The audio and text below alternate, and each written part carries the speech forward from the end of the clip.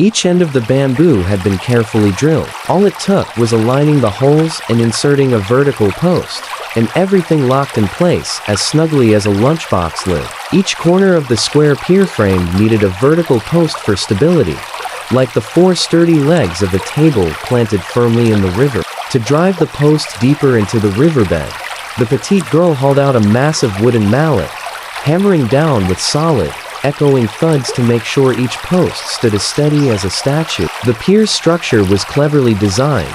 Inside the rectangular frame, there weren't just 4 bamboo posts, but multiple layers creating compartments ready to be filled with stones.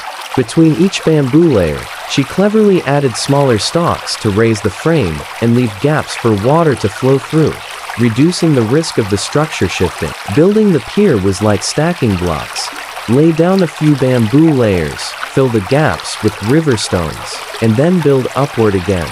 This method not only strengthened the pier, but also protected it from being eroded by the river's force. With each layer of stones packed tight, the pier gradually took shape, solid and imposing, as if defying the river itself. This pier wasn't just strong and durable, it was smartly designed, with each layer lined with neatly arranged bamboo to reinforce and allow water to pass through, ensuring it wouldn't easily shift. Once the stones on top were leveled, the pier's foundation was complete, ready to carry the rest of the bridge.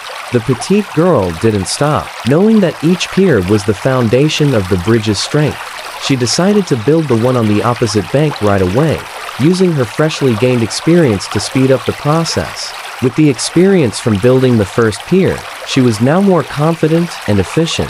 Her hands worked the tools with practiced precision, each step executed like clockwork.